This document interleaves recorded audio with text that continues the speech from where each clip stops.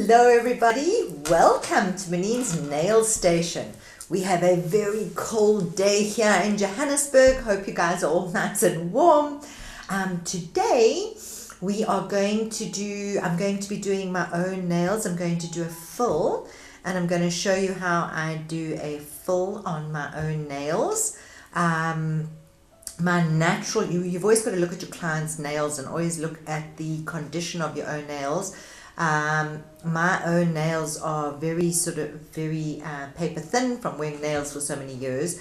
So with gels, I'm going to need a more flexible base so that my nails will bend with the base gel and won't cause any lifting.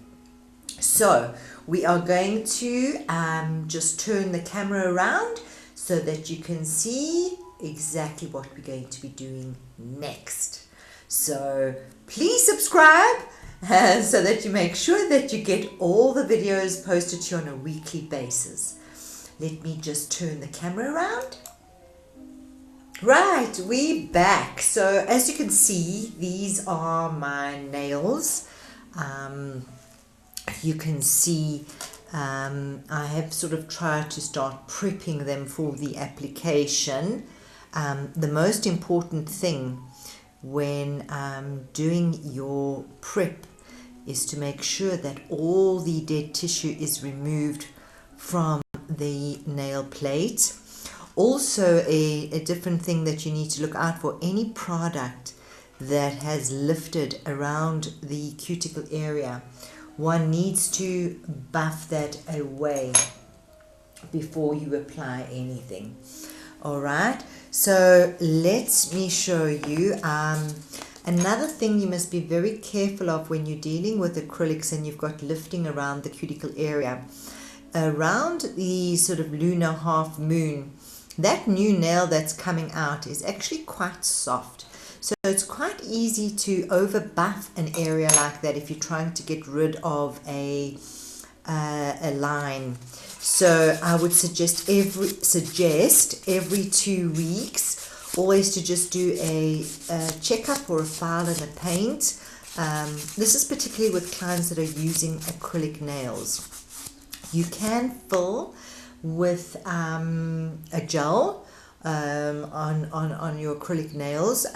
You can do that, which is actually not a bad idea, because then it becomes more hybrid and it becomes more flexible, because obviously acrylic is very porous and it's much more brittle, so you've got more chances of it lifting than you do a gel.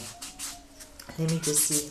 If I remove this little camera here and just do the hands, I think you'll be able to see a lot better.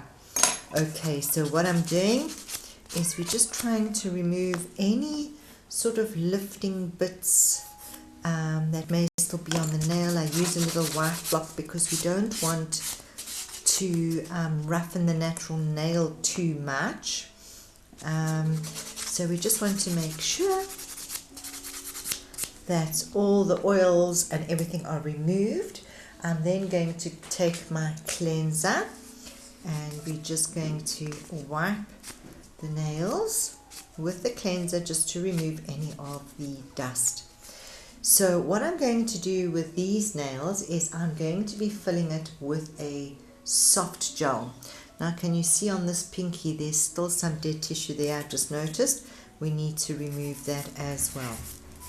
So let me remove that. I don't know if you can see. Let's just see. Right, and the file I'm using, as you can see, is a 180 by 240 grit. So the lower the number, the coarser the grit. So 240 is very light and a 180 is obviously the stronger side of this file. So you'll see the more rough side would probably be the 180. The smoother side is a 240. Alright, what I'm going to do, I am actually going to be using Biosculpture. So I have got SPS to help with any lifting. because remember I'm going to grow off these acrylic nails. I've got a base gel, and I'm going to be using an apex gel. So we're going to be applying very, very thin so that we don't have any lifting around the cuticle area. So I'm just applying some SPS, which works on better application and adhesion on the nail. Let me make sure I am in focus here.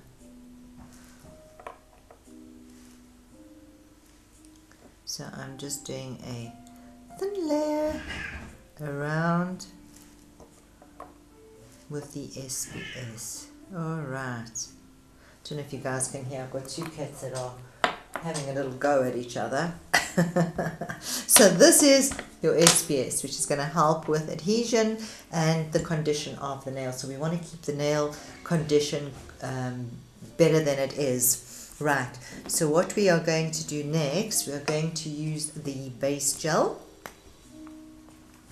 So I'm going to open my base gel, and I have a different brush for all the different applications. So for argument's sake, and I'll show you now. So this brush I use for all the clear gels. Let me just show you clear gels. This brush, I put a bit of gel color on the tip. This is for color. And then I have another one which has got glitter on it for glitter nails. So always keep different brushes for different applications, because you don't want to get your glitter into your product, into your application. So what I like to do is I generally do four nails, thumb and thumb. Why? Because I don't want my hand to sit like this and then on the side all the gel is going to run and run away with, you know, on the side. So I always do with my clients four, so I make sure that they're getting cured properly, and the thumb on its own. So we are going to start off with the base gel. So this is just your bio base, and I'm sort of rubbing it into the nail. You don't need to at this point apply a very thick layer. You just want a thin layer, and we're concentrating more sort of as close as we can get to that cuticle area, so that when it grows out we're not going to be having any lifting issues. So we're just going to rub this in, rub.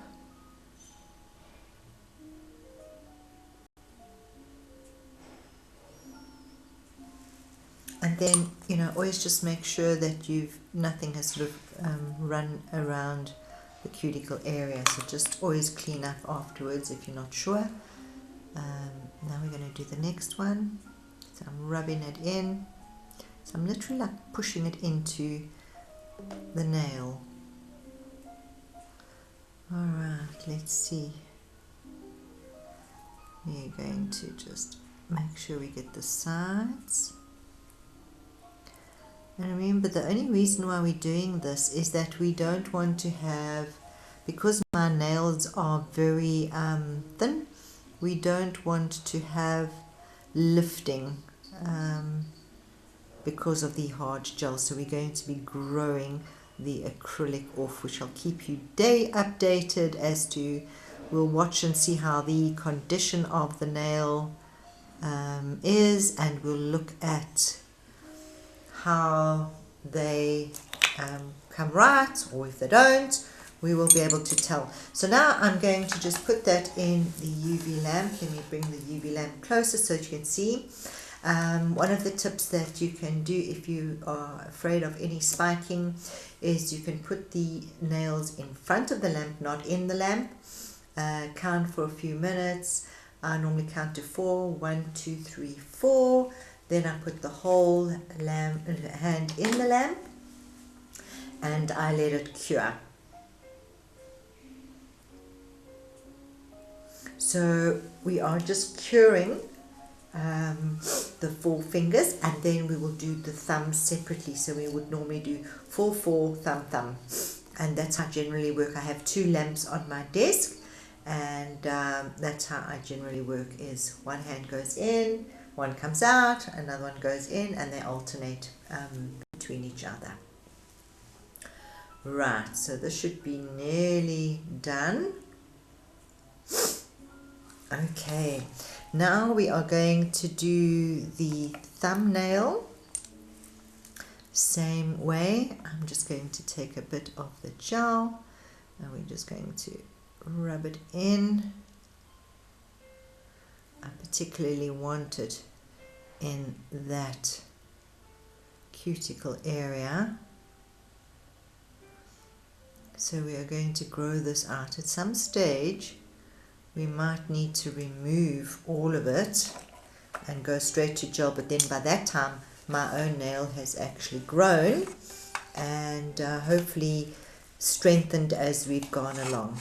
So now I'm just putting my thumb on its own in the lamp. Let me see if you can see, like that. Okay, so we're just putting the thumb in the lamp, and then I'm going to be using the Bio Apex gel.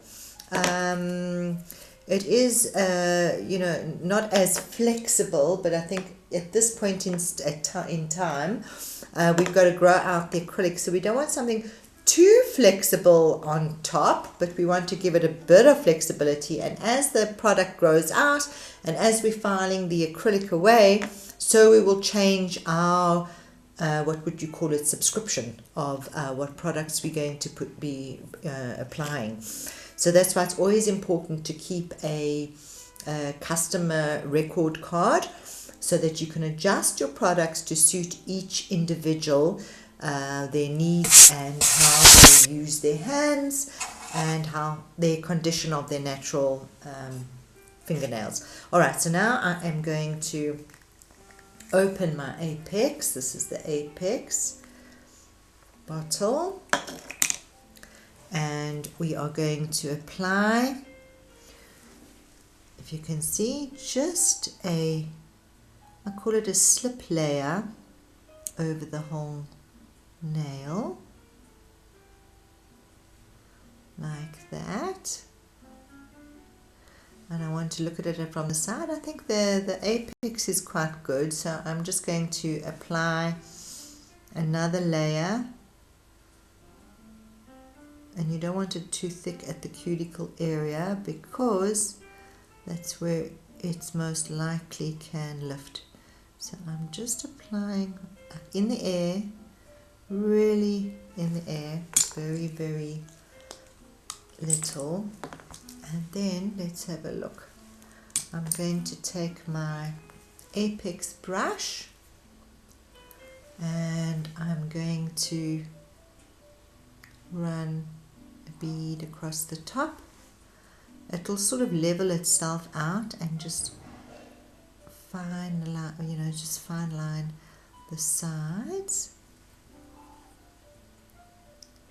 And then we look down the barrel to see if it's even. So I can see I don't want any thick sides. We look at that.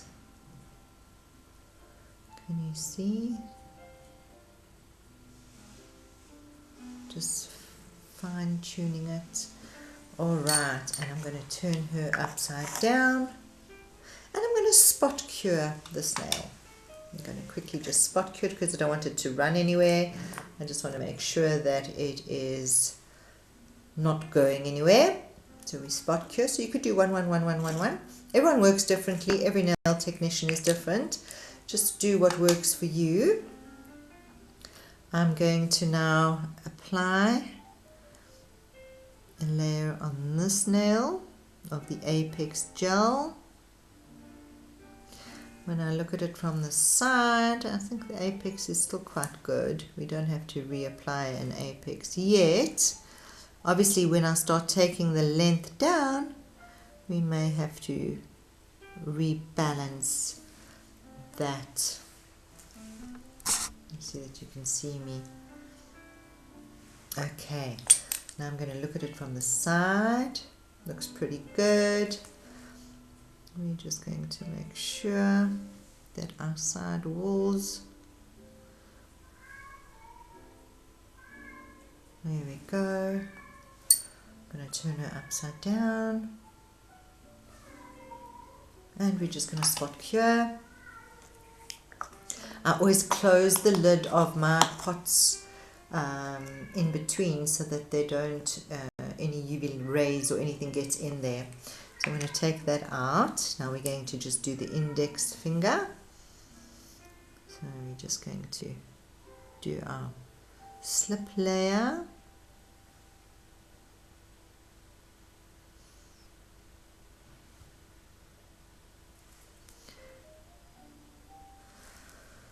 And then I'm just going to put a layer on top of the slip layer, a smoothing layer, let's put it that way. Alright, now we're going to look at it from the side. We need to refine it, make sure that our sides are done. And then I'm going to look at and the apex is actually quite good there, so we don't have to worry too much about that apex. Right, and then we're going to do the pinky.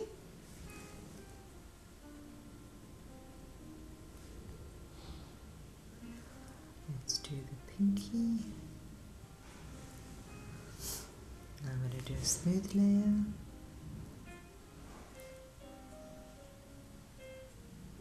There's so many different techniques out there in the nail industry that it actually sometimes gets very, very confusing. And I think, you know, the more you try different brands, the more confusing it is.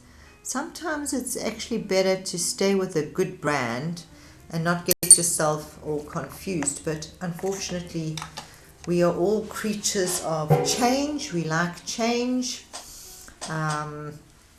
So we are always, you know, interested in new products and things like that. But I find with me particularly is that I love products, and I mean, I think all my profit goes into buying product. And I have so many different, and being an educator, needing to know all the different types of products that are out there, it can become very, very confusing. That's why I always say it's probably better. I see there's a bit of hair here. If you get a bit of hair on your nail, just wipe it with a solution, with your cleanser. So what I'm saying is that rather become a professional in a brand than not a professional in too many different brands. If that makes any sense, I don't know. Let me know in the comments box below. But I find that it gets very, very confusing with all the different sort of applications. People have got different ways that they apply the gel. You know, each product house does things differently. So, you know, I think it's important to know all these things, but it does become confusing, and I think it's better to, you know, become professional in one product and know your product really well. So always choose a product that is a well-known product that you know is going to, you know, stand the test of time. Stand the test of time. I just want to show you. I'm putting my thumb in there. So let me know what you guys think with regards to that.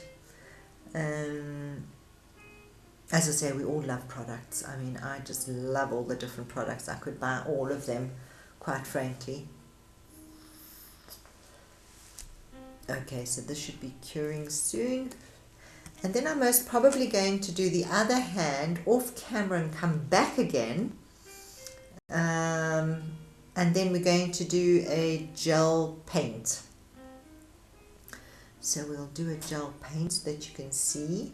So my favorite is to work with the paints in a jar, sort of the painted jars. I just feel I've got more control over it.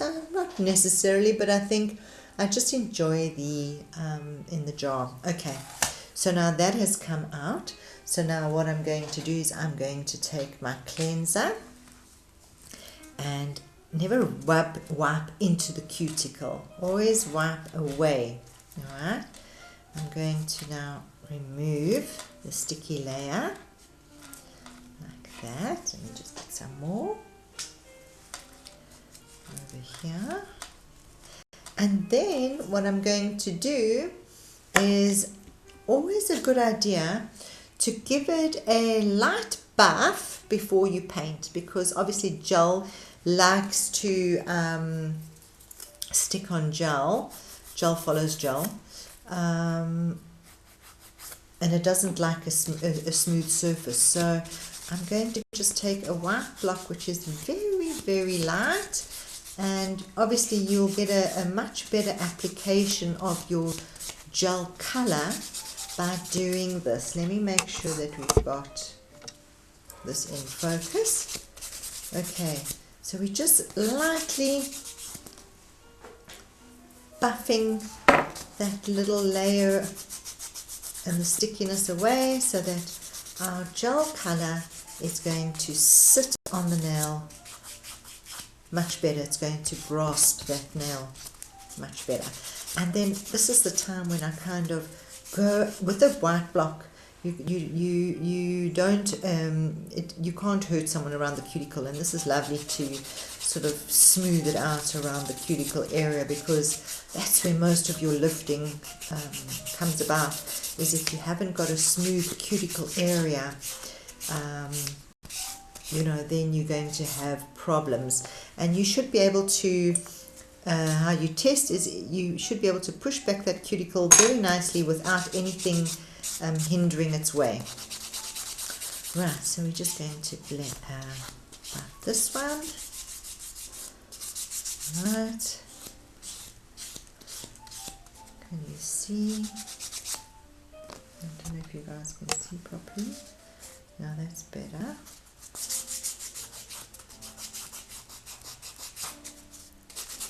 Right, so I'm just making sure that it's flush around the cuticle area. And I'm doing the pinky.